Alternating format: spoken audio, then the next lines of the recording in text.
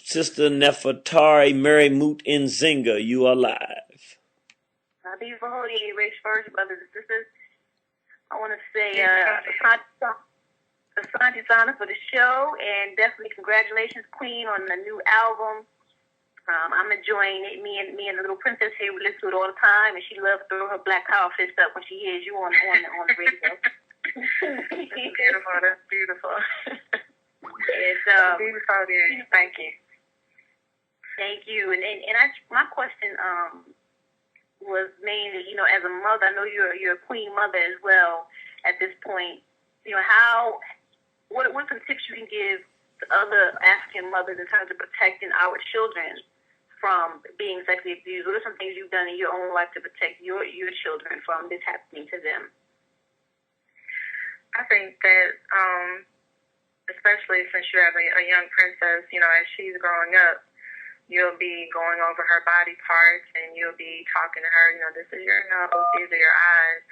And what I've seen, and it's something that I did with my daughters until I learned differently, is that, when it comes to the private areas, to the genitals, most time we have little play words for our children, like, oh, that's your boo-boo, that's your pee-pee, and that basically takes away from the seriousness. The child needs to know this is my vagina. No one is supposed to touch it. At an early age, we need to start instilling that into our children with regards to them knowing, you tell them what their eyes are and what their nose are. Keep it real with them when you're talking about their private areas as well, and explain to them what's appropriate touching, what's not appropriate touching, and also let them just have candid conversations. Let them know that if what to do if someone tries to abuse you, that most of the time the abuser will tell you, don't tell anyone, it's just our secret. In our household, my daughters were taught, we don't keep secrets in this household. You don't have a secret with anyone that mommy doesn't know about. And if anyone tries to violate you, if it's your uncle, if it's your friend, because that's another thing that people tend to not recognize, is that people are always teaching our children, don't talk to strangers. But in reality, most of the people that are being sexually abused are being abused by someone that they already know, a family member, a family friend, someone that they go to school with. So, we need to teach our children that it's not just watching out for strangers, it's anybody.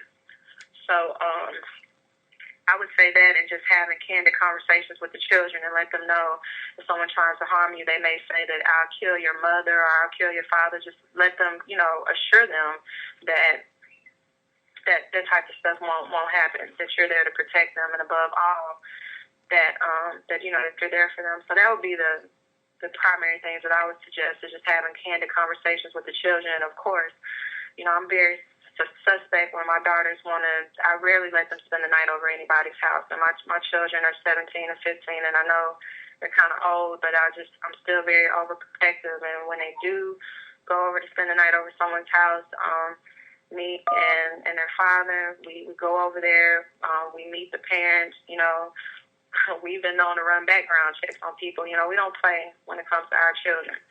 So you have to take a serious stance and, be aware of every aspect. Who's going to be over there? Yeah, you might be spending the night with Jessica, and she has two parents, but does Jessica have a brother?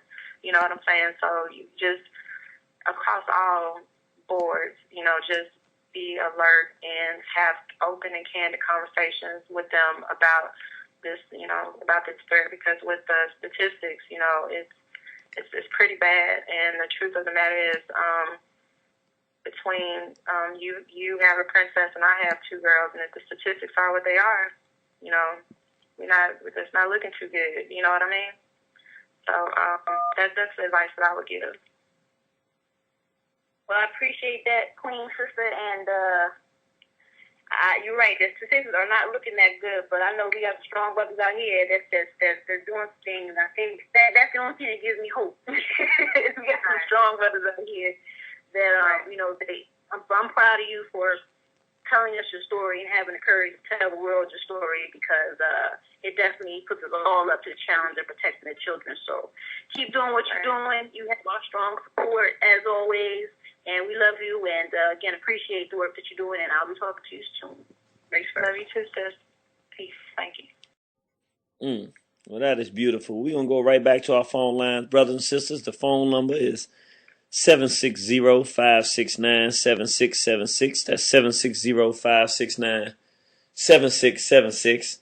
And the participation code is 948-656-pound. That's 948-656-pound. We're going to go to our line, 6282. You're live. Bibi Fahodier, Brother Jeannie and Sister Tafira. Bibi Fahodier. I just want to point out that I appreciate the key components that Sister Tafira pointed out the sisters to recognize. It's just a subject that, I'm aware of because I unfortunately work in the system. But many people don't recognize the components that parents need to know about no secrets, about not making up names of your private parts to make sure you give them the right and correct information about it. And also to realize that many times, 90% of the times, if not higher, the perpetrator is always someone that you know. I just had this discussion this weekend talking about this situation because of the King Samir show that came on last week. So I want to say, sister, that, healing, just like learning, is forever, and that you're on the right path. And I wish you all the balance in my eyes that you could come across in your life to, get through this. Bibi Fahodier, sister, I appreciate that. And, yeah, you're the 90%. That's definitely a very true statistic in both instances where I was violated.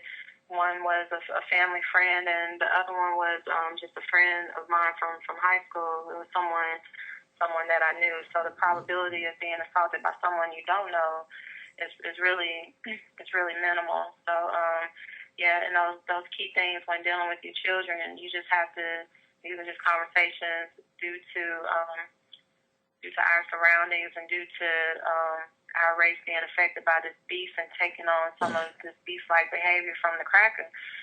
We have to have these conversations with our children, conversations that we didn't have to have traditionally as Africans. When we were home, we didn't have words for certain behaviors like this because that just wasn't in our nature. But unfortunately, since we're not, living naturally and not living as we would have before we were invaded, these are just conversations that we have to have. And for those parents, as far as the prep, you also have to know your children well enough to be able to recognize the signs, with your children. If there's someone that they feel uncomfortable being around, or just signs to let you know that either they're not comfortable or that they've been abused. It's very important that we recognize changes in their behavior, and just any type of reaction that they may have to a certain person. But above all, just know that you have to watch out for the stranger and the uncle and the best friends as well.